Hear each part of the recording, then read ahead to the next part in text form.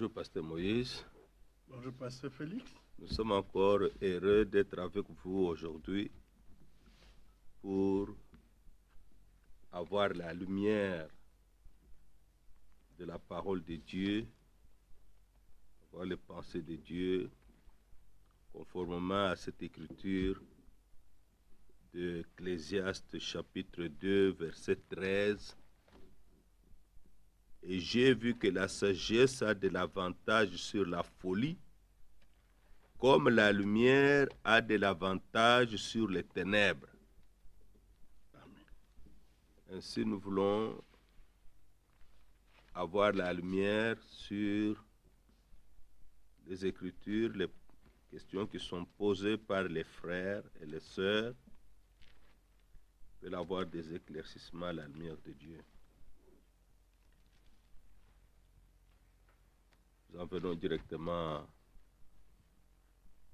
à la première question. Ceux qui croient à la Trinité ou qui croient aux dénominations, croient-ils au même Jésus-Christ que nous croyons? Sinon, leurs fidèles sont-ils réellement sauvés? Quel est donc le chemin ou le processus du vrai salut?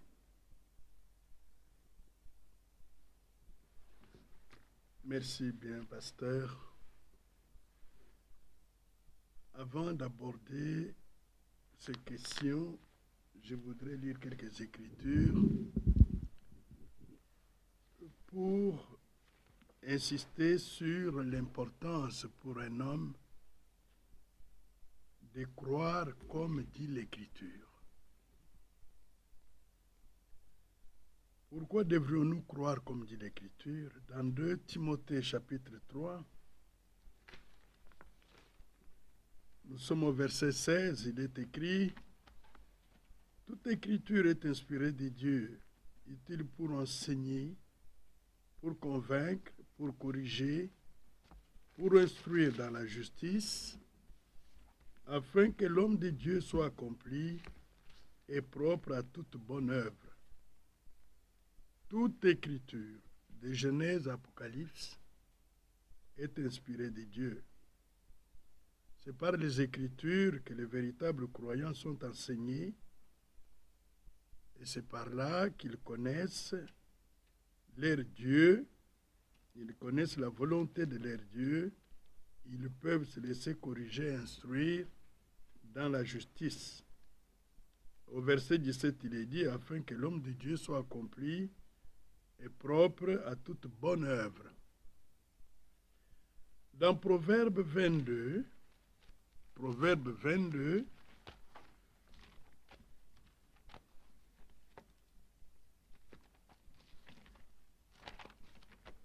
à partir du verset 20, nous lisons ce qui suit. N'ai-je pas déjà pour toi mis par écrit des conseils et des réflexions pour t'enseigner des choses sûres, des paroles vraies, afin que tu répondes par des paroles vraies à celui qui t'envoie. Tout ce que nous devons savoir de Dieu a déjà été mis par écrit dans cette Bible. Et nous pouvons affirmer que la Bible est le plan de Dieu. C'est Dieu lui-même sous forme des Écritures. La Bible contient tout ce que nous devons connaître de la volonté de Dieu, du plan de Dieu, et tout ce que Dieu a promis à ses saints et qui devrait s'accomplir dans la suite des temps. Dans Timothée, dans Hébreux chapitre 4, Hébreux chapitre 4, il est dit à partir du verset 12, « Car la parole de Dieu est vivante, efficace, plus tranchante qu'une épée quelconque à deux tranchants, pénétrante jusqu'à partager l'âme, âme et esprit, jointure et moelle, il juge les sentiments et les pensées du cœur. Nulle créature n'est cachée devant lui, mais tout est à nu, à découvert aux yeux de celui à qui nous devons rendre compte. La parole de Dieu est efficace. Même si on la prononce faiblement, elle est efficace. Ce n'est pas le fait d'élever la voix, de crier, qui donne la force à la parole de Dieu. C'est plutôt la parole elle-même, lorsqu'elle est répétée, rapportée fidèlement, telle qu'elle est sortie de la bouche de Dieu, qu'elle est agissante dans le cœur de ceux qui croient. C'est lorsque nous nous référons aux Saintes Écritures que la lumière peut jaillir. Et la vraie connaissance de Dieu peut être reçue. Et nous revenons à ces questions. Ceux qui croient à la Trinité ou les dénominationnels, croient-ils au même Jésus-Christ que nous croyons? Sinon, leurs fidèles sont-ils réellement sauvés? Quel est donc le chemin ou le processus qui conduit au vrai salut?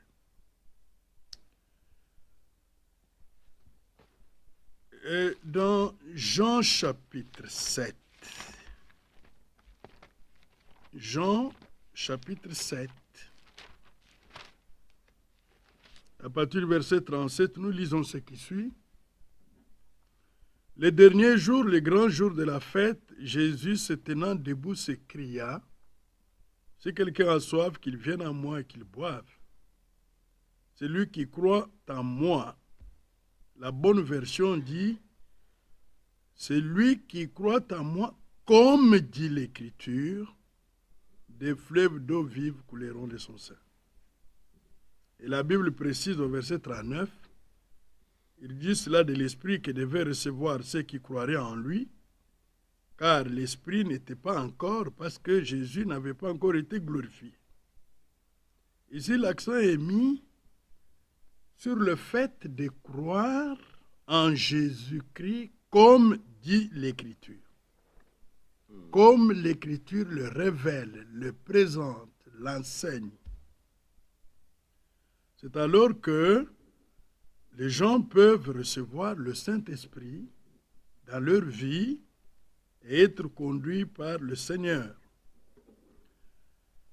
La doctrine de la Trinité n'est pas biblique. Cette doctrine vient de Rome. Elle vient de l'enseignement de Rome, de Dieu romain. Elle n'a jamais été biblique. Et nous pouvons facilement répondre à la question, ceux qui croient à cette doctrine, est-ce qu'ils croient au même Jésus-Christ que nous croyons? La réponse est non. Parce que nous croyons en Jésus-Christ, comme dit l'Écriture. Dans 2 Corinthiens, chapitre 5, je suis au verset 16. Ainsi, de maintenant, nous ne connaissons personne selon la chair. Et si nous avons connu Christ selon la chair, maintenant nous ne le connaissons plus de cette manière. Connaître Christ selon la chair, c'est qu'il est né de la postérité de David selon la chair. Il était homme 100%.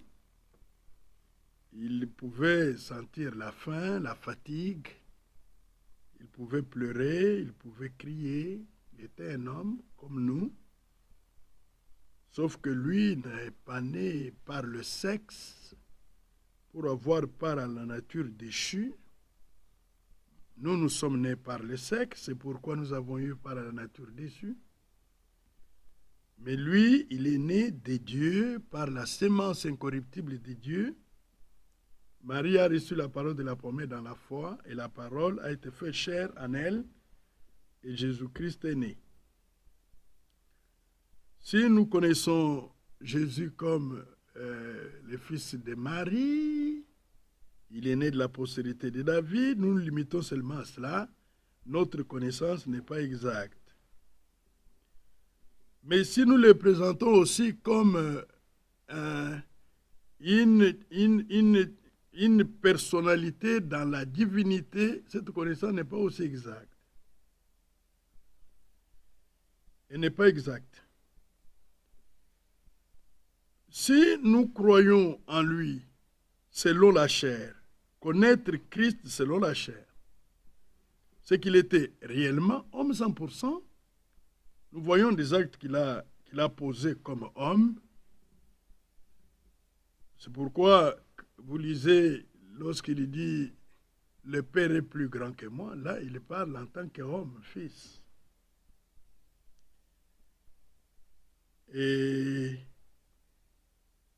Mais aussi, nous devons connaître Christ par révélation, le connaître par l'Esprit, parce qu'il n'avait pas seulement l'origine terrestre, il avait aussi une origine céleste.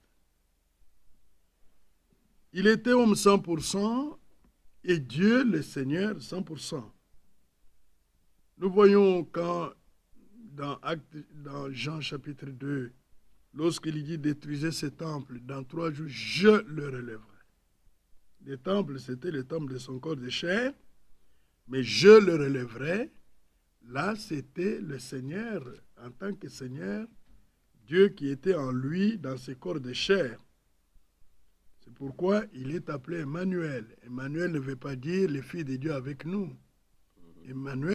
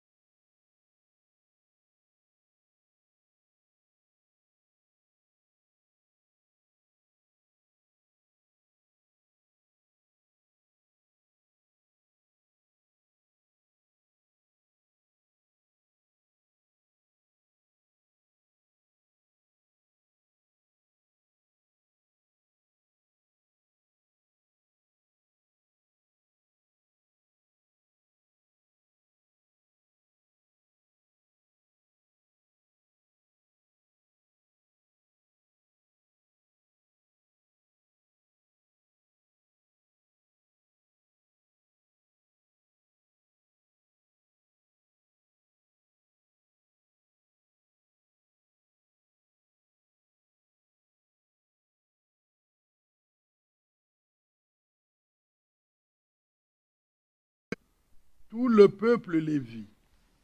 Ils poussèrent des cris de joie et se jetèrent sur leurs faces.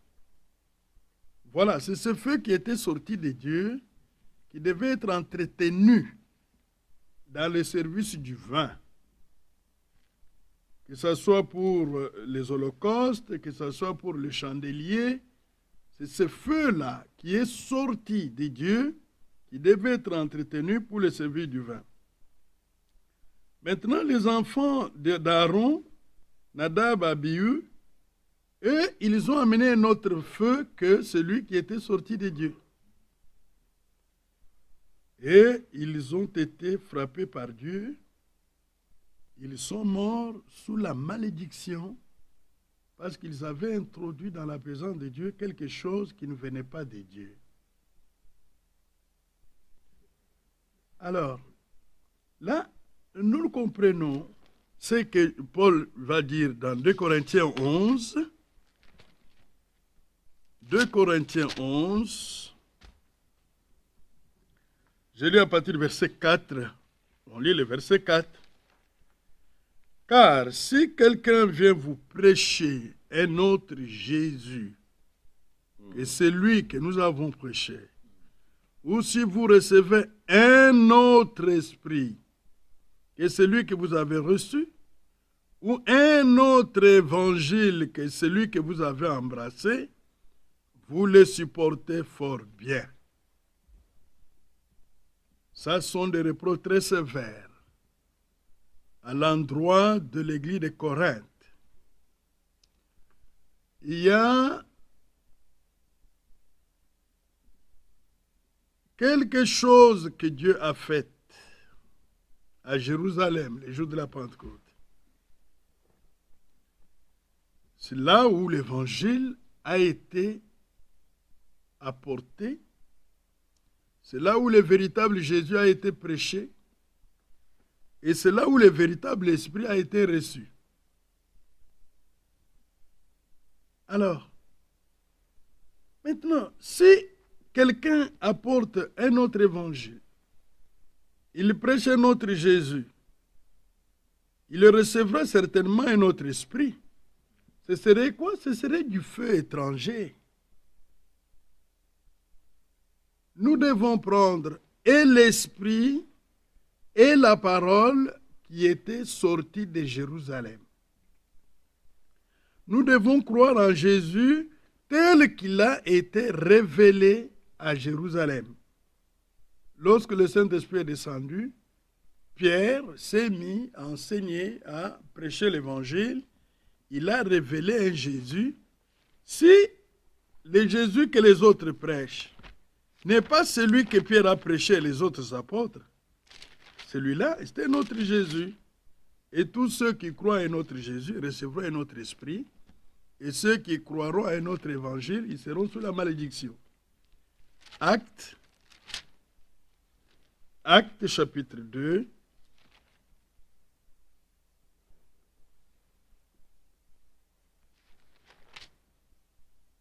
On ne va pas tout lire, mais on lit à partir du verset 29. Parce que c'était ça le cœur même de la prédication. Hommes frères, qu'il me soit permis de vous dire librement au sujet de patriarche David, qu'il est mort, qu'il a été enseveli, et que son sépulcre existe encore aujourd'hui parmi nous. Comme il était prophète, et il savait que Dieu lui avait promis avec serment de faire asseoir un de ses descendants sur son trône, c'est la résurrection du Christ qu'il a prévu annoncer, en disant qu'il ne serait pas abandonné dans ce jour de mort et que sa chair ne verrait pas la corruption. C'est ce Jésus que Dieu a ressuscité, nous en sommes tous témoins. Élevé par la droite de Dieu, il a reçu du Père le Saint-Esprit qui avait été promis. Il a répandu comme vous le voyez et l'entendez. Car David ne peut monter au ciel, mais il dit lui-même, le Seigneur a dit à mon Seigneur, assieds-toi à ma droite, jusqu'à ce que je fasse de tes ennemis ton marche-pied. Que toute la maison d'Israël sache donc avec certitude que Dieu a fait Christ Seigneur et Christ, c'est Jésus que vous avez crucifié. Alors, ils eurent le cœur vivement touché. Ils posèrent la question, hommes frères, que ferons-nous? Regardez comment Jésus a été présenté ici. Il était présenté comme homme qui était mort pour les péchés des hommes, que Dieu a ressuscité des morts, mais il a été élevé à la droite de Dieu. La droite de Dieu n'est pas comme la droite d'un homme, c'est la puissance, l'autorité de Dieu. Il a été élevé à la droite de Dieu, c'est-à-dire qu'il a été glorifié. Il est revenu, il est retourné d'où il était venu. Et alors, la Bible affirme qu'il a été fait Seigneur et Christ. Il a été déclaré Seigneur. Après avoir vaincu, il a été élevé et déclaré Seigneur au ciel. Ici, qu'est-ce que nous voulons dire? Nous voulons dire que croire en Jésus, comme les dénominations le disent, une deuxième personne de la divinité, est une erreur. Ça, c'est un faux Jésus. Le véritable Jésus est présenté en une seule image comme homme 100% et Dieu 100%. Si vous les présentez seulement en tant qu'homme, là, c'est aussi un faux Jésus. Si vous les présentez à 100% comme Dieu, là, c'est un faux Jésus. Amen. Si vous les présentez comme Jésus seul, il est son propre Père, ça c'est un faux Jésus. Mais nous voulons dire que le vrai Jésus est la manifestation visible du Dieu invisible dans un corps de chair. Amen. En une seule image, il était homme 100% et Dieu 100%, manifesté en chair. Maintenant, quand il se révèle, les gens peuvent percevoir que là, il parle en tant que serviteur, là, il parle en tant que fils, là, il parle en tant que Seigneur Dieu lui-même. C'est par les révélations qu'on peut le percevoir. Mais ces deux mots, ici, regardez comment il est présenté par Jean. Pour encore avoir le temps d'approfondir des choses sur la divinité. Alors, Jean, dans 1 Jean chapitre 5, verset 20, il est dit, « Nous savons aussi que le Fils de Dieu est venu et qu'il nous a donné l'intelligence pour connaître le véritable. Et nous sommes dans le véritable en son Fils Jésus-Christ. C'est lui qui est le Dieu véritable et la vie éternelle. Petits enfants, gardez-vous des idoles. » Amen. Oui. Sinon, leurs fidèles sont-ils réellement sauvés? Non. Si vous ne croyez pas au Jésus de la Bible, vous n'êtes pas sauvés. Ils vont attraper un esprit religieux, il va les conduire à prier, à adorer, à chanter, à sauter, ainsi de suite, mais ils ne peuvent pas être sauvés. Ils ne peuvent pas expérimenter la vie de Dieu et être sortis de l'incrédulité. Quel est donc le chemin ou le processus pour le vrai salut? Là, c'est simple. Prenons acte 11 et acte 16. Acte 16.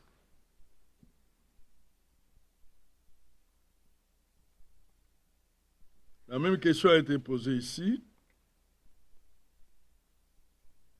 Au verset 30.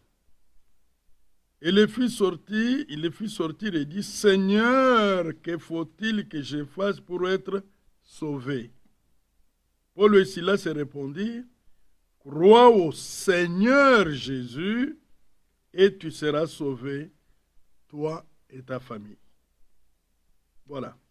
C'est un message très simple. Crois au Seigneur Jésus, tu seras sauvé, toi et ta famille. Il est question de croire que Dieu est en Christ et réconcilie le monde avec lui-même et croire à l'œuvre qu'il a accomplie sur le bois du Calvaire, à savoir qu'il a donné sa vie en sacrifice pour les péchés, pas le péché de quelqu'un d'autre, vos propres péchés. Et celui qui croit ainsi, il sera sauvé, comme dit la Bible. Pas lui seul, mais aussi sa famille. Dans Jean 3,16, Jean 3,16, c'est clair. Jean 3,16, car Dieu a tant aimé le monde qu'il a donné son Fils unique, afin que quiconque croit en lui ne périsse point, mais qu'il ait la vie éternelle. Amen. Amen. Le verset 36 dit, celui qui croit au Fils a la vie éternelle. Celui qui ne croit pas au Fils ne verra point la vie, mais la colère de Dieu demeure sur lui. Remarquez qu'il est insisté ici, croire au Fils, à la révélation de Dieu dans la chair. C'est vous. Je voulais que vous puissiez préciser en rapport avec Jean 8, verset 24. Nous sommes à Jean 3, 36. Oui. Mais préciser cela avec Jean 8, verset 24. Voilà. Est-ce que ça va dans le même sens? Jean 8, je suis dans Jean 8, 24. C'est pourquoi je vous ai dit que vous mourrez dans vos péchés, car si vous ne croyez pas ce que je suis, vous mourrez dans vos péchés. Amen. C'est la même chose. Parce que regarde ici. c'est pourquoi je vous ai dit que vous mourrez dans vos péchés, car si vous ne croyez pas que moi je suis, ça c'est très important. Croire que moi je suis. Là, il faut aller dans l'Ancien Testament, dans le livre d'Exode. Il est question de croire en Jésus comme Exode. Prenons d'abord Exode.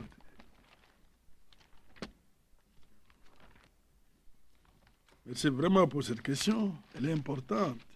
Exode, chapitre 3.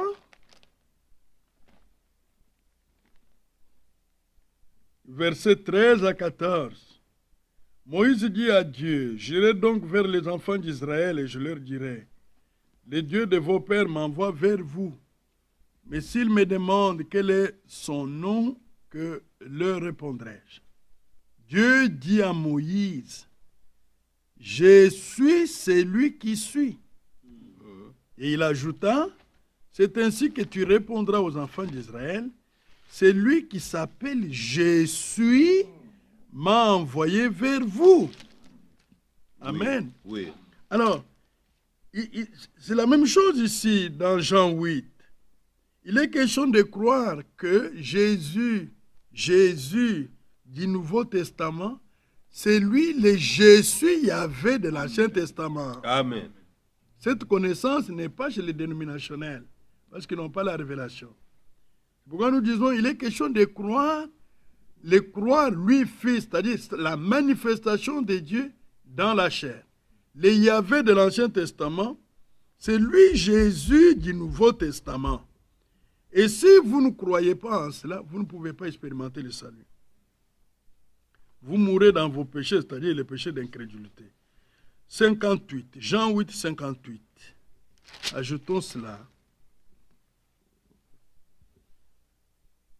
Oui. Verset 56, commençons par Abraham, votre père, a tressailli de joie de ce qu'il verrait mon jour. Il l'a vu et il s'est réjoui. Les Juifs lui dirent, tu n'as pas encore 50 ans, tu as vu Abraham? Jésus leur dit, en vérité, je vous l'ai dit, avant qu'Abraham fût, je suis. Amen. Oui. Vous voyez, les je suis là, de l'Ancien Testament, c'est le même je suis du Nouveau Testament. C'est comme ça qu'il faut croire en Jésus de la Bible pour avoir la vie éternelle et être sauvé. Que le Dieu invisible s'est manifesté dans un corps visible de chair dans le Nouveau Testament, mais c'est le même Seigneur, c'est le même Dieu qui nous a apporté le salut. C'est pourquoi vous apprendrez dans la Bible, il dit, je suis le pain de vie, je suis le chemin, je suis la vie. Je suis. C'est le même je suis là. Ici, le Seigneur leur fait comprendre que le je suis qui a parlé à Moïse, c'est lui qui était là. C'est pourquoi vous remarquerez que lorsqu'il parle en tant que fils de l'homme, il ne dit pas ainsi dit le Seigneur. Parce que lui-même était le Seigneur. Oui. C'est pourquoi il disait, en vérité, je vous l'ai dit. Parce qu'il était le Seigneur, il était le je suis, qui est venu dans la chair pour accomplir notre salut sur le bois du calvaire. Celui qui croit cela a la vie éternelle. Ceux qui ne croient pas ne peuvent pas expérimenter la vie. Amen. Amen.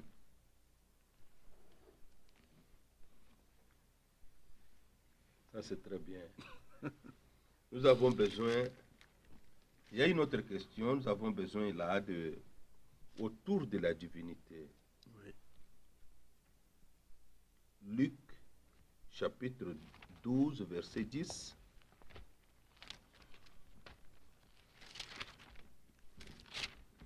Là où le Seigneur parle, il dit, et quiconque parlera contre le Fils de l'homme, Oui. il lui sera pardonné. Mais à celui qui blasphémera contre le Saint-Esprit, il ne sera point pardonné. pourquoi ici la Bible fait-elle une différence entre le Saint-Esprit et le Fils, comme s'il s'agissait de deux personnes? Bon, quel est l'exemple d'un péché contre le Saint-Esprit? Et quel est donc le sort de ceux qui ont commis ce péché par ignorance? Il y a une question semblable. Il y en a deux. Un frère posant la question disant, y a-t-il un péché que Dieu ne pardonne pas? Et s'il y en a, lequel et pourquoi? Voilà. Il y a un péché que Dieu ne pardonne pas. C'est le péché contre le Saint-Esprit. Dans Luc 12, verset 10, je vous l'ai dit, quiconque me confessera devant les hommes, les filles de l'homme, les confessera aussi devant les anges de Dieu. Mais celui qui me régnera devant les hommes sera régné devant les anges de Dieu. Et quiconque parlera contre le Fils de l'homme, il lui sera pardonné. Mais celui qui blasphémera contre le Saint-Esprit, il ne sera point pardonné.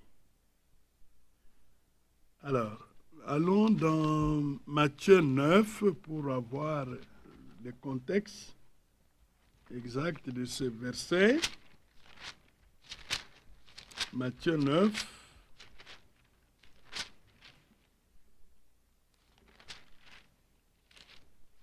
Je suis au verset 34.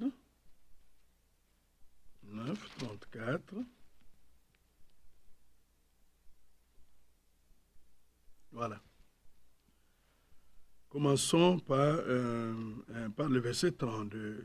C'est pour avoir le contexte de ce passage-là. Comme il s'en allait, voici, on amena à Jésus un démoniaque muet. Les démons ayant été chassés, les muets parla. Et la foule étonnée disait, jamais pareille chose ne s'est vue en Israël. Les pharisiens dirent, c'est par le prince des démons qu'il chasse les démons. Vous voyez, c'est ça le blasphème.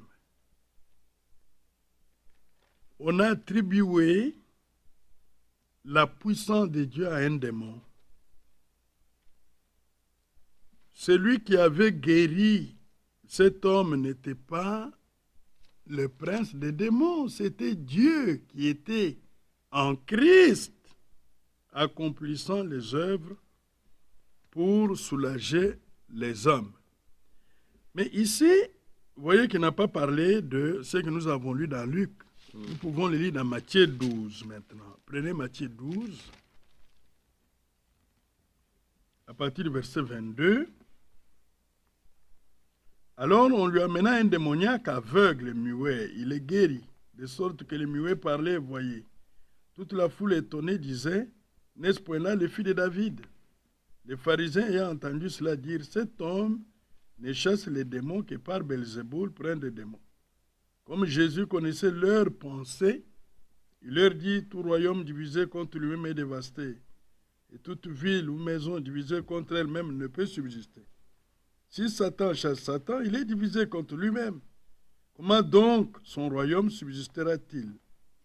Et si moi je chasse les démons par Belzéboul, vos fils par qui les chassent-ils? C'est pourquoi ils seront eux-mêmes vos juges. Mais si par l'Esprit de Dieu que je chasse les démons, le royaume de Dieu est donc venu vers vous. Ou comment quelqu'un peut-il entrer dans la maison d'un homme riche et piller ses biens sans avoir auparavant lié cet homme fort? Alors il pillera sa maison.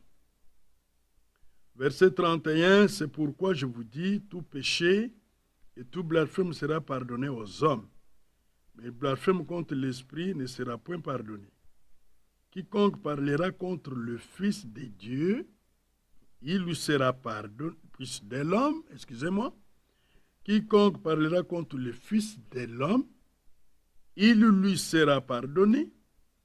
Mais quiconque parlera contre le Saint-Esprit, il ne lui sera pardonné ni dans les siècles ni dans ce siècle, ni dans les siècles à venir. Amen. Amen. Ici, les pharisiens ont attribué le pouvoir de Dieu à un démon. C'est un blasphème. C'est un blasphème. Jésus dit, si cela est fait au Fils, il sera pardonné. Parce que le Fils était un attribut de Dieu Sauveur, susceptible de recevoir les injures, porter les péchés, ainsi de suite. Mais le Saint-Esprit, Amen. lui, il n'est pas dans son état d'esprit porter les péchés, les injures, les calomnies. Ça pouvait être supporté pour le Fils, la dispensation de la manifestation de Dieu dans la chair, que maintenant où l'Esprit se révèle lui-même aux hommes. Amen. Amen. Alors, lorsque c'est fait par l'Esprit, il n'y a pas de pardon. Je voulais tranquilliser les élus. Aucun élu ne pourra blasphémer contre le Saint-Esprit. Aucun élu. Ni par erreur. Ni par erreur, ni par ignorance, il ne pourra pas le faire. Parce qu'il a été prédestiné à appartenir au Saint-Esprit pour le temps et pour l'éternité. Dieu a écarté toute possibilité pour un élu de pouvoir blasphémer. Mais je voudrais ajouter à cela une chose, deux versets importants. Vous savez qu'il peut y avoir des gens, il est venu, il est sauvé, mais lui-même, il prend une position dans laquelle il perd son salut. Dieu vous donne le salut éternellement, mais vous devez le garder dans la foi jusqu'à la fin. Dans Hébreu, regardez ici, Hébreu, il y a la possibilité d'une personne qui a été éclairée après, il abandonne la foi, il perd tous les bénéfices qu'il avait reçus par la foi. Hébreu 6, à partir du verset 4, ça c'est une mise en garde pour tout le monde. Car il est impossible que ceux qui ont été une fois éclairés, qui ont goûté les dons célestes, qui ont eu part au Saint-Esprit, qui ont goûté la bonne parole de Dieu, les puissants du siècle à venir, et qui sont tombés, soient encore renouvelés et amenés à la repentance, puisqu'ils crucifient pour leur part les fils de Dieu et les exposent à l'ignominie. Alors, il donne une parabole. Lorsqu'une terre est abreuvée par la pluie qui tombe souvent sur elle et qu'elle produit une herbe utile à ceux pour qui elle est cultivée, elle participe à la bénédiction de Dieu. Mais si elle produit des épines, des ronces, des chardons, elle est réprouvée et près d'être maudite, on finit par y mettre le feu. Voilà quelqu'un qui a eu part à toutes ces bénédictions, mais il n'était pas resté attaché à la grâce que Dieu lui avait faite. Cet homme, la Bible dit qu'il est impossible que ceux qui ont été soient encore amenés à repentance. Dans Pierre, 2 Pierre 2, 2 Pierre 2,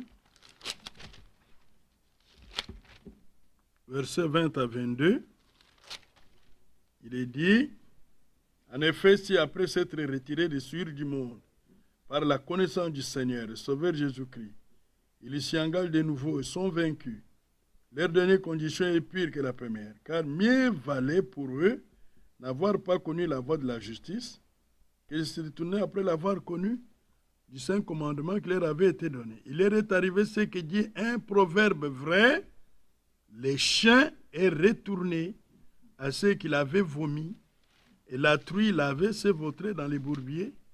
Ils ont pris le sacrifice de Jésus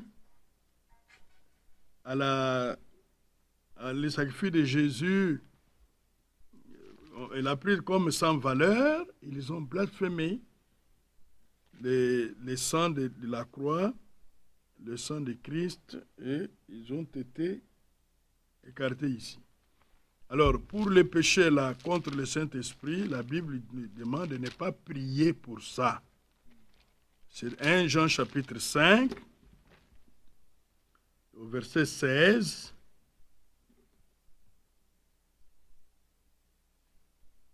Si quelqu'un voit son frère commettre un péché qui ne mène point à la mort, qu'il prie. Et Dieu donnera la vie à ses frères. Il la donnera à ceux qui commettent un péché qui ne mène point à la mort. Il y a un péché qui mène à la mort. Ce n'est pas pour ce péché-là que j'ai dit de prier. Amen. Oui. Mais, loué soit le Seigneur, les élus ne pourront jamais tomber dans ces cas. Que le Seigneur soit loué. Amen.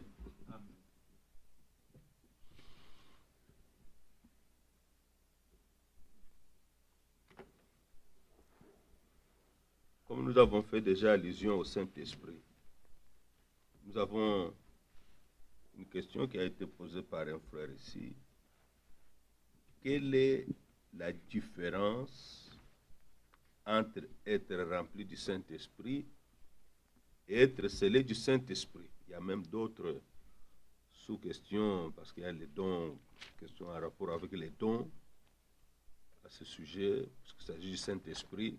Quelle est la différence entre être rempli du Saint-Esprit, Pasteur Moïse, et être scellé du Saint-Esprit? J'aimerais que nous prenions Actes chapitre 2.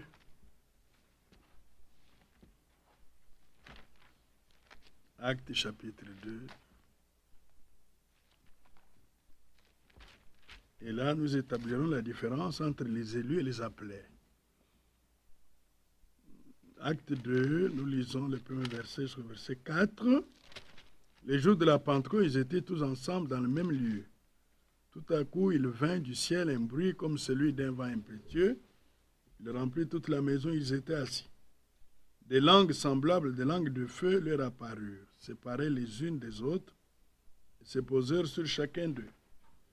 Ils furent tous remplis du Saint-Esprit et se mirent à parler en d'autres langues selon que l'Esprit leur donnait de s'exprimer. Le jour de la Pentecôte, ils étaient 120 dans la chambre haute. La Bible dit qu'ils furent tous remplis du Saint-Esprit. Là, on n'a pas distingué les élus des appelés. Tous, ils étaient remplis du Saint-Esprit. Pourquoi je parle des élus? Parce que là où il y a le baptême du Saint-Esprit,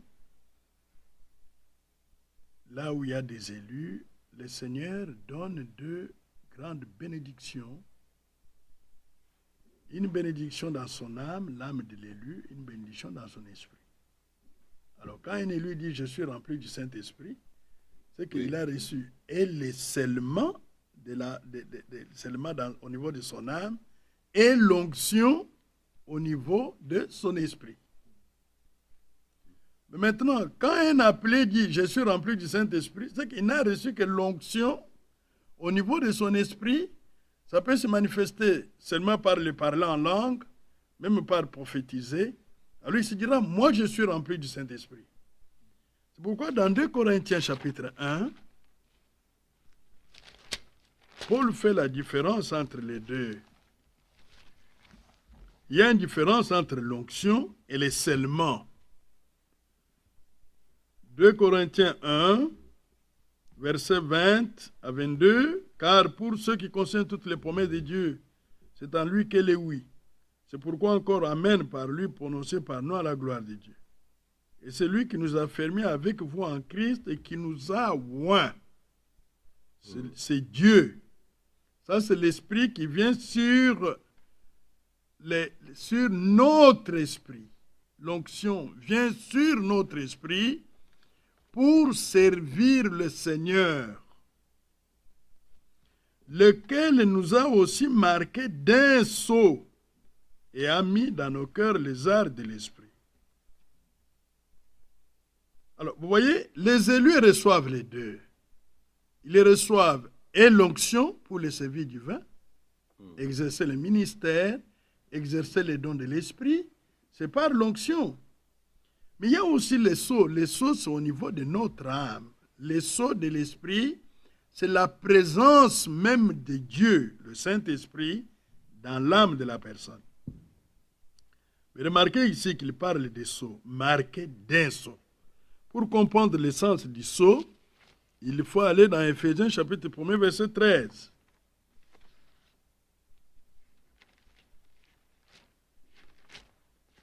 Éphésiens 1, 13. En lui, vous aussi, après avoir entendu la parole de la vérité, l'évangile de votre salut, en lui vous avez cru et vous avez été scellés du Saint-Esprit qui avait été promis. Remarquez que la parole de la vérité précède le scellement du Saint-Esprit. C'est que Dieu scelle sa parole dans l'âme des croyants élus.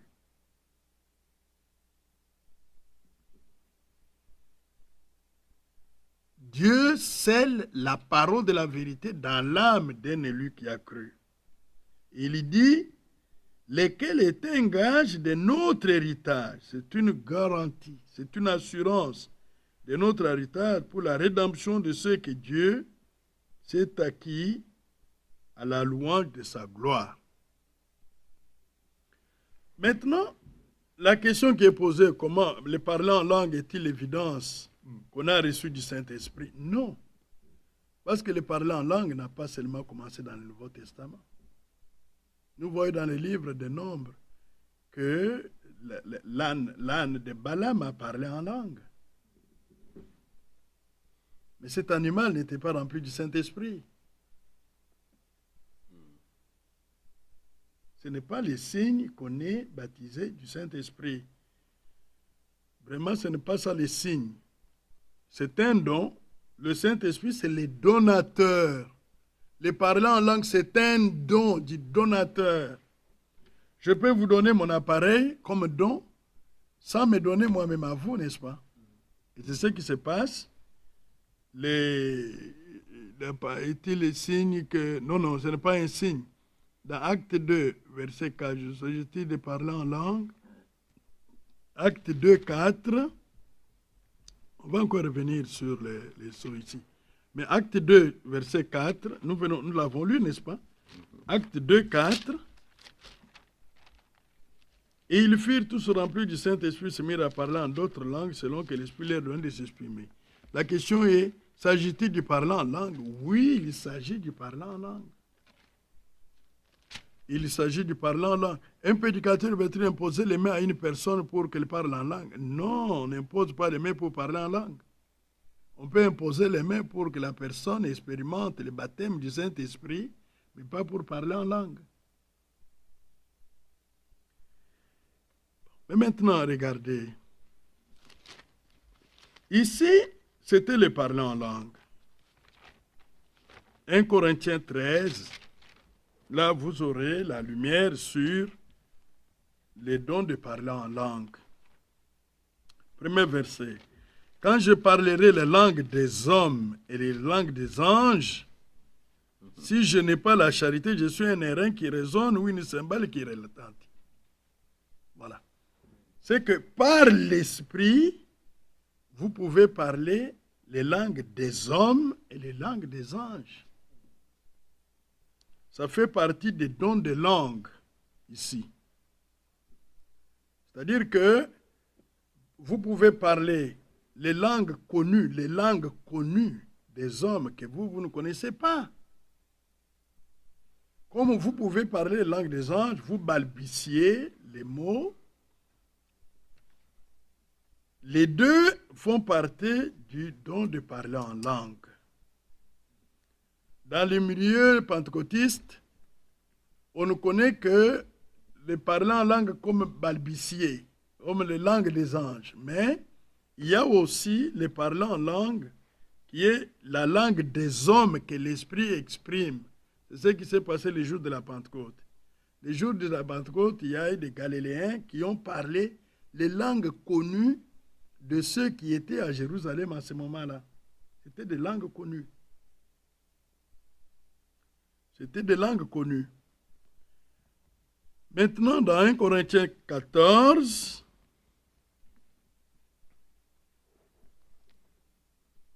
en effet, verset 2, en effet, celui qui parle en langue ne parle pas aux hommes, mais à Dieu, car personne ne les comprend, et c'est en esprit qu'il dit des mystères. Ça, c'est la langue des anges. L'homme balbutie. Même Satan ne comprend pas ce que vous dites par l'esprit. Il n'y a que Dieu seul qui écoute cela. Même vous qui priez, vous ne comprenez pas ce que c'est. Même Satan ne comprend pas. Les hommes qui vous entendent ne comprennent pas. Il n'y a que Dieu seul qui comprend ce que vous dites. Et ici, il s'agit, verset 4, celui qui parle en langue s'édifie lui-même. Celui qui prophétise édifie l'Église. Ici, il s'agit de la prière en langue. Ça vous édifie vous-même. Ce n'est pas un don public. Non, c'est vous, n'est-ce pas? Ici, nous avons le verset 39. 39. Une question qui avait été aussi posée. Ainsi donc, frères, aspirez au don de prophétie et n'empêchez pas de parler en langue. Amen. Dans les dons de parler en langue, il y a trois choses que je désire bien souligner. Un, il y a la prière en langue, par le langage de l'esprit. Personne ne comprend ce qu'il vous dit. Je sais quand vous-même, vous avez parlé en langue, il y a des années, plus de 30 ans maintenant, vous ne pouvez pas comprendre ce que c'est. Il n'y a que Dieu seul qui comprend. C'est pourquoi quand vous priez en langue, vous entrez directement en contact avec Dieu. Satan n'y entre pas. C'est pourquoi Amen. Paul encourageait les croyants de ne pas empêcher de parler en langue. Mais à Corinthe, il voulait leur faire comprendre que les prières en langue, c'est un don personnel, qui n'est pas public. Aujourd'hui, vous trouvez quand les évangélistes pentecôtistes parlent, pendant la prédication, ils commencent à parler en langue, ils balbutient. Ce n'est pas de cette manière que ces dons devraient être exercés. Si vous priez en langue, c'est pour votre propre édification. Il n'y a que Dieu qui comprend cela. Deuxième chose, dans le parler en langue, il y a aussi le message prophétique qu'on peut transmettre. À ce moment-là, si le message est donné dans une langue des anges, il faut qu'il y ait un interprète. C'est pourquoi la Bible dit, s'il n'y a pas d'interprète, qu'on se taise dans l'église. C'est au verset 30, verset 29, pour ce qui est des prophètes, que 2 ou 3 parlent, et que les autres jugent. Et si un autre qui est assis à une révélation, que le premier se taise. Ici, voilà. Verset 27. En est-il qui parle en langue, que 2 ou 3 ou plus parlent, chacun à son tour, et que quelqu'un interprète. S'il n'y a point d'interprète, qu'on se taise dans l'église et qu'on parle à soi-même et à Dieu. Oui. Voyez? Alors, si c'est un message prophétique qui est donné en langue, ce message doit être interprété. C'est Dieu qui doit donner l'interprétation. Ce n'est pas quelque chose qu'on imagine. Non. Alors, mais Dieu peut aussi donner un message prophétique dans une langue connue de la personne concernée. Le message dort directement. Lui, la personne qui donne la prophétie, là, ne connaît même pas cette langue-là. Oui. Mais l'Esprit donne dans la langue que la personne connaît, là, il parle. Et la personne comprend qu'il a parlé de telles choses, mais celui qui a donné la prophétie ne comprend rien. Voilà en ce qui concerne le parler en langue. Je pense qu'on a dit des grandes lignes. S'il faut se répéter, il y a dans les dons de parler en langue la prière qui est faite dans les langues des anges, ce sont des mots que vous balbutiez, personne ne les comprend. Il n'y a que Dieu seul qui comprend. Même vous-même, vous ne comprenez pas. Il y a le message prophétique en langue, ça peut être la langue des anges ou la langue des hommes. Alors si c'est une langue des anges, c'est-à-dire on balbutie, il faut qu'il y ait un interprète. Mais s'il n'y a pas d'interprète, qu'on se taise dans l'église. Bon. Et maintenant, si vous êtes dans une assemblée, il n'est pas intéressant de prouver à tout le monde que moi je parle en langue. Vous commencez à prier en langue à haute voix, alors que personne ne comprend ce que vous dites. Là, ce serait comme des petits enfants. C'est ce qui se fait dans le milieu pentecôtiste, malheureusement. Mais dans une assemblée, les dons qui est public, qui édifient les autres, c'est le don de prophétie. Lorsqu'il y a une prophétie, tout le monde comprend de quoi il s'agit et il glorifie le Seigneur. Mais les dons de langue personnelle, c'est une prière, c'est un don qui n'est pas public, il est discret, il est personnel.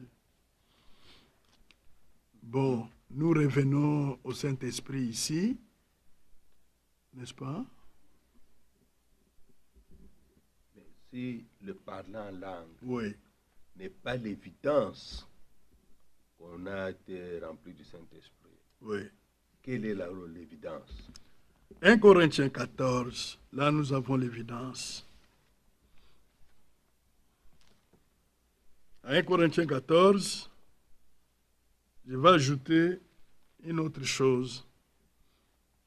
37, verset 30. Si quelqu'un croit être prophète ou inspiré, qu'il reconnaisse que ce que je vous dis est un commandement du Seigneur. L'évidence qu'un homme a l'Esprit de Dieu, c'est qu'il accepte toute la parole qui est sortie de la bouche de Dieu sans avoir résisté. L'autre chose que je voulais ajouter, c'est lui qui a reçu le Saint-Esprit de Dieu, il a reçu la vie de Dieu en lui. Amen. Et cette vie de Dieu donnera raison à Dieu en toutes choses.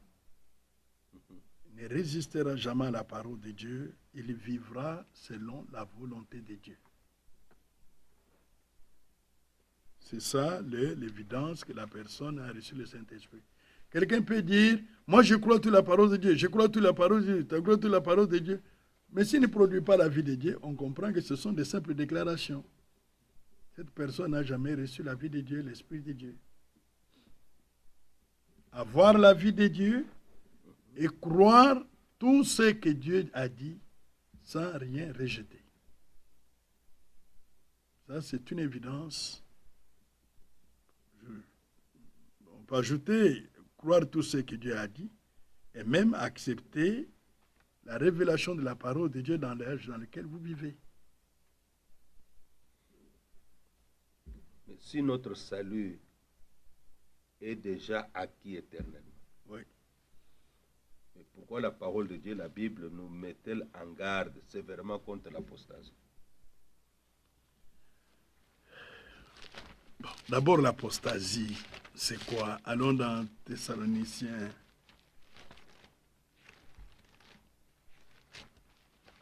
Thessaloniciens, l'apostasie.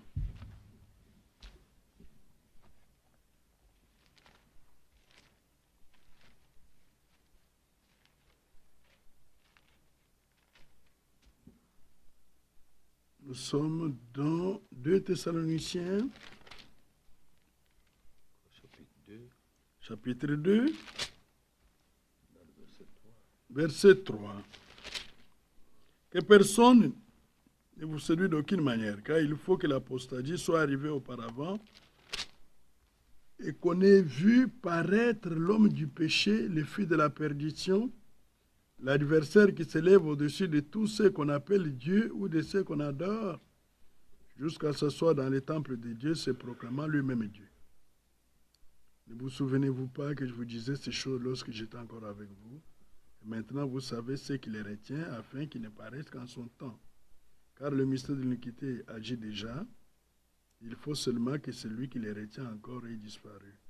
Et alors paraîtra l'impie que le Seigneur Jésus détruira par les souffles de sa bouche et qu'il anéantira par l'éclat de son avènement.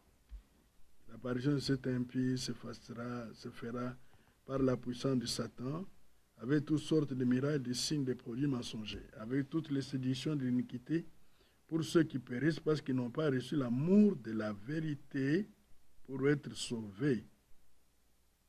Aussi Dieu leur envoie une puissance d'égarement pour qu'ils croient au mensonge, afin que tous ceux qui n'ont pas cru à la vérité, mais qui ont pris plaisir à l'injustice, soient condamnés. Amen. Amen. L'apostasie, c'est le reniement de la foi. L'abandon de la foi. Et les signes de l'apostasie, c'est la doctrine trinitaire. C'est la doctrine trinitaire. Parce que quand vous croyez à la doctrine là, cette doctrine trinitaire, le baptême trinitaire, vous reniez carrément l'enseignement de la révélation de l'unique Dieu, le Dieu de la Bible. Alors, c'est pourquoi vous voyez que l'Antichrist ici qui est présenté, l'Antichrist va ensemble avec la doctrine de la Trinité, le baptême trinitaire.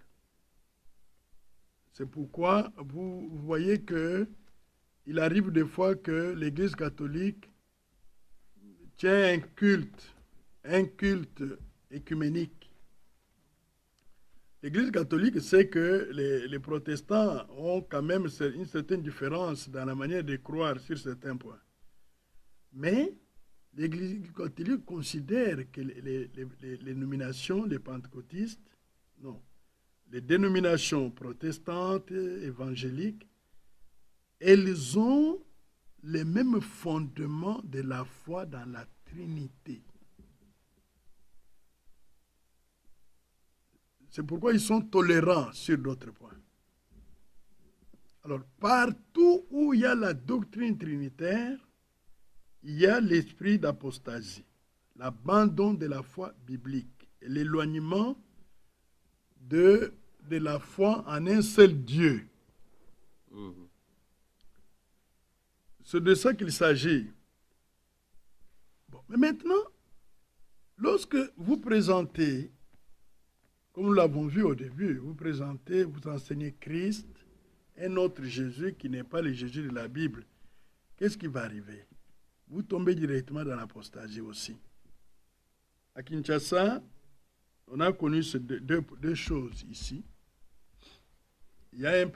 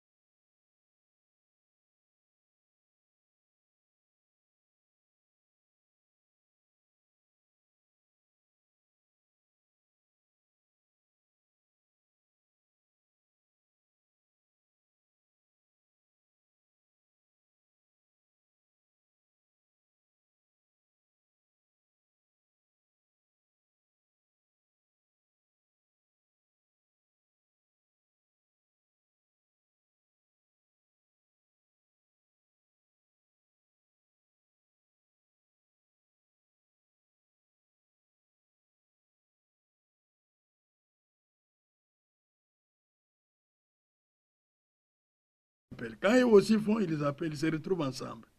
Vous voyez, ils finiront dans l'œcuménisme. Maintenant, la question est, si nous avons acquis le salut éternellement, c'est un don éternel. Dieu donne, il ne se répand pas de ses dons et de ses appels. Il a donné. Mais remarquez qu'il vous donne le salut, il vous laisse dans les combats. Amen. Parce que pour être récompensé, vous devez vaincre les combats de la foi. Amen. C'est ça. Dieu est jaloux, il veut que vous soyez du côté des vainqueurs. C'est pourquoi il vous exhorte à marcher d'une manière digne de l'évangile. Oui. Oui. Parce qu'il est jaloux de l'esprit qu'il a mis en vous. Il veut vous faire prendre conscience que, faites attention, vous n'êtes pas de ce monde. Vous êtes un peuple mis à part. Vous devez combattre pour avoir la récompense. Et il vous met en cadre. Ça, je pense, comme Paul l'a dit, j'ai combattu le bon combat. Amen, amen. J'ai achevé la course. Amen, amen. J'ai gardé la foi. Amen, amen, amen, amen. Dans 2 Timothée chapitre 4, verset 7. Oui. 1 Timothée chapitre 6. 1 Timothée 6, verset 11 à 12. Il dit aussi, pour toi, homme de Dieu, fuis ces choses. Recherche la justice, la piété, la foi, la charité, la patience, la douceur. Combat le bon combat de la foi. Saisis la vie éternelle à laquelle tu as été appelé et pour laquelle tu as fait une belle confession en présence d'un grand nombre de témoins. Le fait d'être sauvé par Dieu ne nous dispense pas du combat de la foi que nous devons mener pendant que nous sommes encore dans ces chairs. Et c'est de cela qu'il nous donnera droit d'avoir la récompense après avoir vaincu. On va voir le mot de la fin d'encouragement aux enfants de Dieu qui écouteront cette clarification.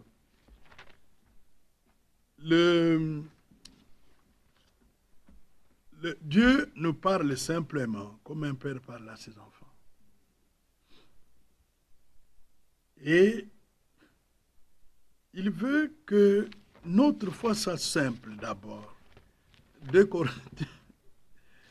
Corinthiens chapitre 11. Amen.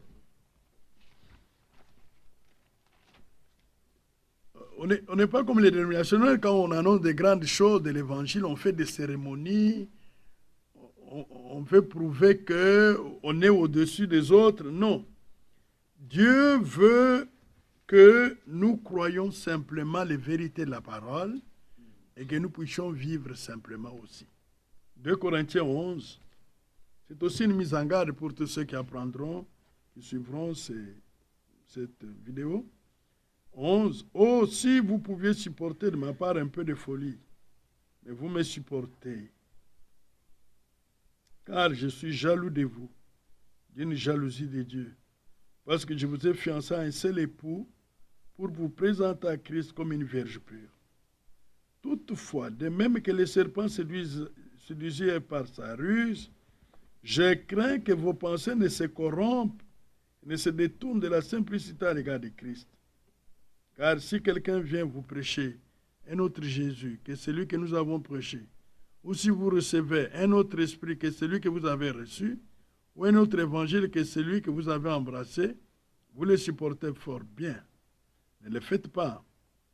Mais au verset 13, ces hommes-là, il y a des faux apôtres qui apportent le contraire de l'évangile des vrais apôtres. Et je vous mets en garde contre cela. Ces hommes-là sont des faux apôtres, des ouvriers trompeurs, déguisés en apôtres de Christ. Et cela n'est pas étonnant puisque Satan lui-même se déguise en âge de lumière. Il n'est donc pas étrange que ces ministres aussi se déguisent en ministres de justice. Leur fin sera selon leurs œuvres. Amen. Amen. Croyez simplement, faites confiance au Seigneur, préparez-vous, le retour du Seigneur est tout proche. Et que Dieu donne le discernement pour reconnaître les vrais et les faux ministres, les faux apportent les contraires de l'évangile qui était au commencement, et les vrais retournent à l'évangile qui était au commencement. C'est ça le chemin de Dieu avec son peuple en ces temps. Que Dieu vous bénisse. Amen. Nous pensons que vous nous donnerez encore une autre occasion pour des questions qui vont encore être posées, afin que le peuple de Dieu soit béni, éclairé et placé sur le chemin du Christ. Amen. Je le voudrais bien. Merci beaucoup de m'avoir donné l'occasion de servir le Seigneur pendant cette interview. Merci pour toute l'assistance que vous avez apportée. Votre connaissance de l'Écriture nous a aussi beaucoup aidé pour avoir l'orientation. Que Dieu vous bénisse. Amen. Vous pouvez prier, Oui. faire une prière pour ceux qui écouteront.